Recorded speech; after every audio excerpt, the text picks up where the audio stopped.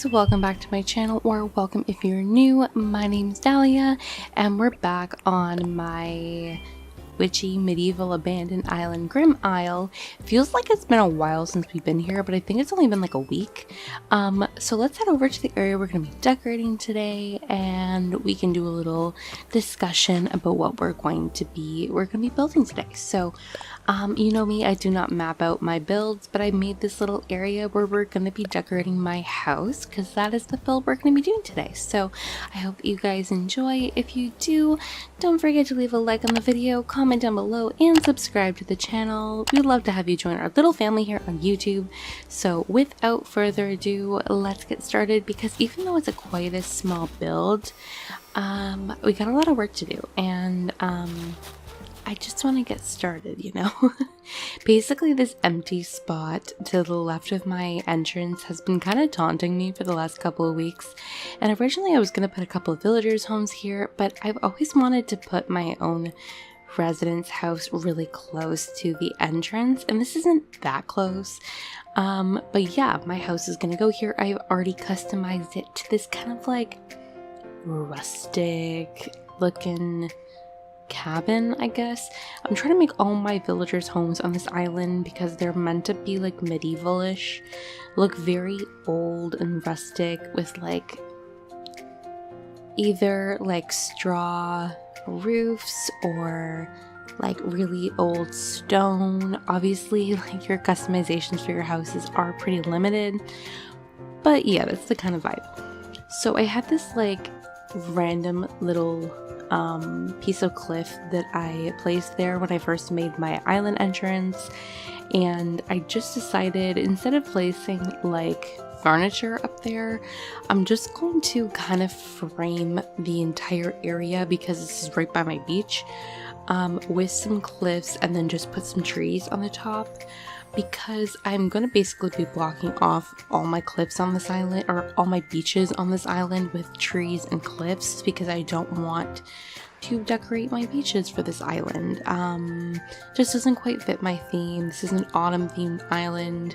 Maybe one or two beaches will be incorporated into a build, which is typically what I do if I'm not decorating all of my beaches. But for right now, we're going to be blocking them off completely and just pretending that they don't exist. So I'm just continuing the pathing that I did from my entrance using this stone tile.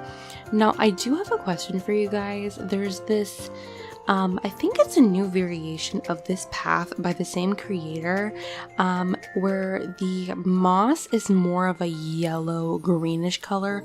I'll place a photo of it on the screen for you guys to see. Should I change it to this colorway or keep the more green one that I have now? The reason that I was so comfortable with this colorway is because there was no other alternative, and also I like the color of this moss with the damaged castle items that I'm using for this island. The greens complement each other really well, but I'm not sure now. So I quickly time traveled just to move my house in. I'm really happy with the way that this house is, like the colors, because I feel like once again it works with the color of the castle and the medieval items that I'm using. And I'm going to be placing medieval items all around the back of the house. I originally was going to leave more room to place some trees, but I like incorporating all of my buildings into the castle structure of this island. I want to feel as if this entire island was created in the ruins of a kingdom, which is essentially why the majority of my villagering homes and like my shops have been integrated with the castle items. So I quickly just grabbed a bunch of trees. I'm going to be stunting a bunch, which is why I grabbed some saplings, and also fully grown trees. And like I said, I wanted this area to be surrounded by trees, basically just directly on the beach line, because I want to completely section off this area from the beach. I'm not going to be using like fencing to completely cut it off. You can still walk there, but I wanted there to be enough trees planted and other items that it kind of just indicates that you're supposed to be following the pathing and not going to the beach. So after planting all the trees, we're going to be moving on to the pathing again. And originally I really wanted there to be a path kind of going throughout the entire area from right to left. I do make a little pathway, which you will see in a second, but I ultimately decided just to leave the path how I've created it so far, and instead I'm going to make a really big farm area to the left of my villager's home, and it's going to be like a little pumpkin patch. So I'm going to be doing that in a moment, but here, because this area is still really close to my entrance, it's still really close to this use of the pathing, because the entire entrance area has this pathing. I decided to incorporate this pathing along this little area here, and I'm just going to create a little sitting area there in a few moments, but I just wanted to fill the pathing in so I can place the medieval items back. And then moving on to this little farm area, like I mentioned, it's not really a farm, it's really just an overgrown pumpkin patch. And much like I did in my previous video where I made that little farm using the sugarcane and the wheat fields, this is going to be a very messy farm where not the entire patch is going to be full of pumpkins. It's going to be filled with weeds and other like custom design codes and things like that, but I wanted this to be a really big section of the area because I like the idea of my little resident having her own little pumpkin patch that she really doesn't manage and take care of very much, but it looks really overgrown and big. And I like using the dark dirt for this area because I used the light dirt for the other one, but I think the dark dirt goes really well with the color of my villager's home. So that is the color I chose to go with, and then I'm just fixing up the pathing a little bit. You'll see me change the pathing a little bit throughout the video, but I don't really focus on pathing that much in this video because we had so much items to place down. So I quickly went and grabbed a bunch of pumpkin starts. I grabbed 30. I didn't know how many I would need. Like I mentioned, I did not want to decorate the entire area full of pumpkins, so I actually had exactly the amount that I wanted.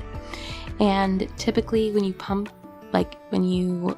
the pumpkins like this, you're gonna get whatever random color it decides to grow. And if you want to get pumpkins in a certain color, you have to actually plant the pumpkin in the original color itself. So like if you wanted a green pumpkin, you would have to plant green pumpkins.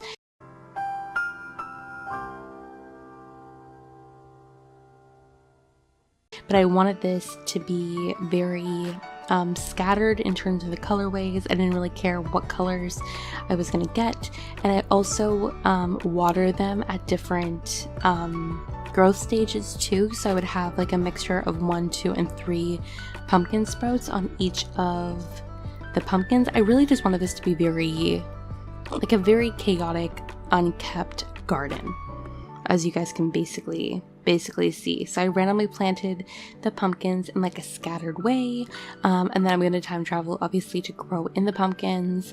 But this entire area here is basically just going to be a garden. Some of my favorite builds to make, and I'm just like randomly throwing items down.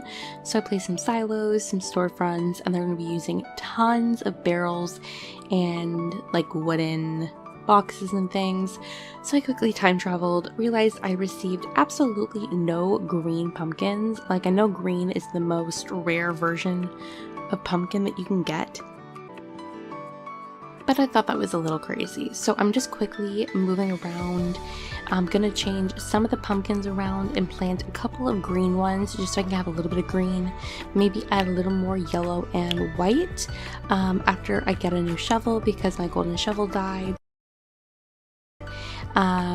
And really just kind of throw the pumpkin like spaces around a little bit until it looks a little more messy.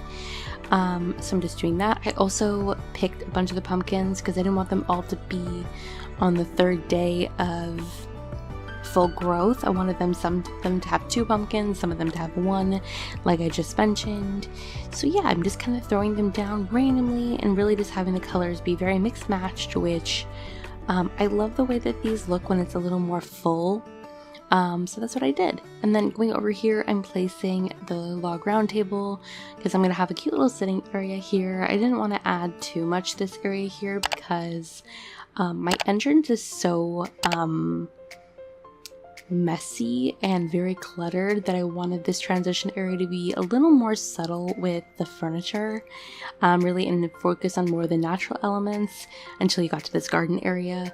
And then I'm placing a bunch of giant vines because all throughout my island I placed giant vines because this area is meant to be very overgrown after years and years of like the island kind of falling into ruin. So that's what I'm doing there, and really I'm just filling this area in with garden items. Like I said, I threw a bunch of the barrel items down. I'm still so sad that we can't customize barrels to different colors, but I'm grateful at least that we have the pirate barrels, which gave a little bit more variation. And also the pirate barrels have like that like really like decayed rustic look that my island, it fits my island really perfectly, and matching especially with like the wooden boxes and like that brown and that really deep like moss green color. I feel like the colors just look so rustic because the barrel, like the original barrel one, is so, I don't know, it's such a light brown color and it looks so clean. So I like that I get to mix it up and use like a couple of different variation of barrel and box designs. Moving back to this sitting area, I'm placing mixed match furniture using the leaf stools, some much stools, and because you can't really get to this back area, sometimes I like to use the hay bed as like a piece of furniture like to sit on, even though you lay down when you sit on it. But it looks really cute pressed up, especially against circle tables. And then for this area here, I wanted to keep it really simple, so I just went in with a piece of carrot cake and a simple kettle. I wanted this area to feel a little more homey than the rest of the houses I've done so far. I'm even throwing down a barrel with a wedding candle just to add a little bit of color and light to this area. And yeah, I don't know, I think it looks kind of cute thrown in with like the more messy areas and aspects of the island. And then I'm running around and throwing a couple more giant vines. What I really like about this item is not only does it add a lot of height to the space, but it also helps block off areas I don't want people to like walk through. This island has a very strict kind of like layout with the pathing, even though it is very cluttered and messy. So I like that the vine item kind of stops you from going in certain areas. And yeah, now I'm throwing on items on top of these boxes and barrels, really just more garden items in various like shades of brown and green. I wanted the colors in this area to be very earth toned, especially to contrast the beach. Also, look at Molly sitting on the ground. I love when you just like randomly catch a villager sitting in the most random spot. Like, how does she end up like randomly sitting on the ground there? I don't know. And then because I wanted this to really be sectioned off, like I mentioned with the tree line, I'm placing a bunch of wheat fields here. I really need to stock up on wheat fields again. I didn't realize until recently, and by recently I mean as I was building this build, I'm almost out of wheat fields in my storage, so I need to get like a ton more wheat fields because you can only order like so many a day, and like even if you visit a treasure island, like they only have so many, you know. So I really need to stock up on wheat fields because I've been going through wheat fields like absolute crazy, especially for this island, because it gives like that very like overgrown growth feel.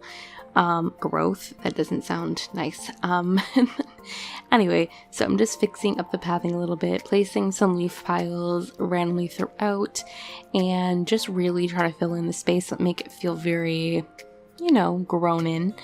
And what I like about this area is I have some more natural cliffs, and I get to decorate with the vines on the cliffs again because the majority of this island has been has had items up against my cliffs, mainly the castle items, so I haven't really had the opportunity to use the vine, the hanging vines on the cliffs, which I, especially for this island, I feel like it just suits the look of the island really nicely. So I'm just running around and placing a bunch of the vines on the top of the cliffs, and we're essentially finished with the furniture aspect of this build.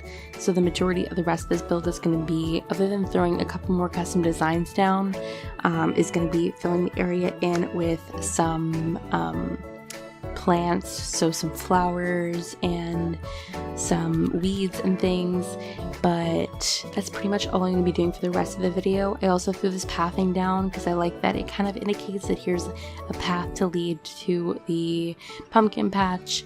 And honestly, when I started planting the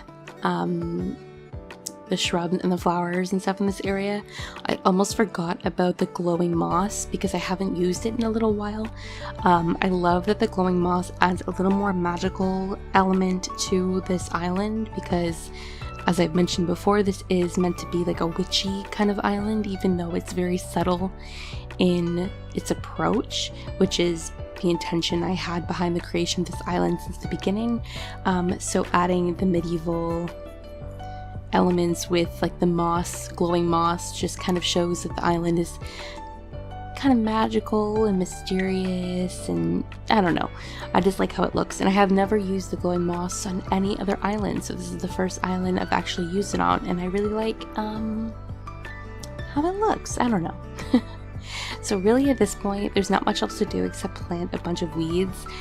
Like I said, I wanted this entire garden to be very overgrown, so I'm planting a bunch of weeds. Towards the end of the video, the weeds aren't fully grown to like their final stage. I need to go around my island and fix some of the weeds that have overgrown in places that I planted them, because there's only so many weeds you can have on your island that will grow to the full growth. I don't remember the number exactly. I know it's over 100, but I can't remember the exact number.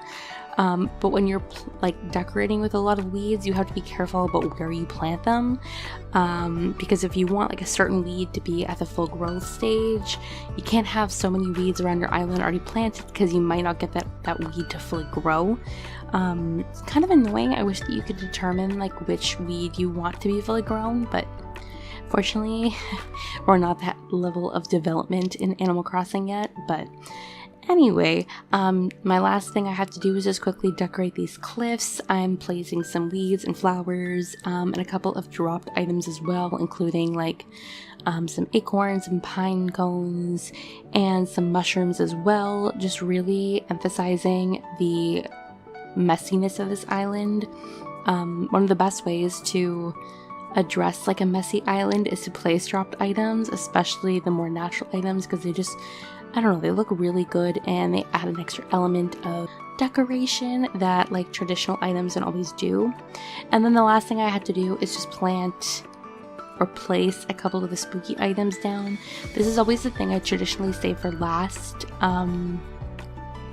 just because, I don't know, I like throwing them in the final parts because it really just kind of finishes off the areas and makes it look like extra Halloween-y and spooky, even though this isn't necessarily like a Halloween island. But yeah, we quickly time traveled just to a later part of the day, and I also let everything grow in a little bit more. So yeah, without further ado, let's go check out the final build, and I hope that you guys enjoy.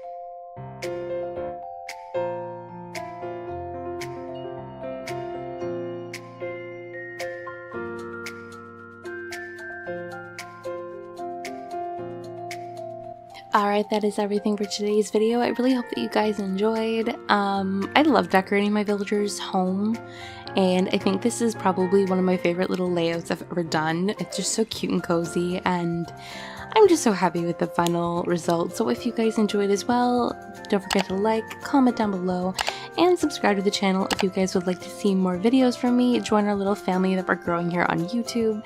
And yeah, I hope you guys all have an absolutely wonderful day, and I will see you all in my next video. Bye!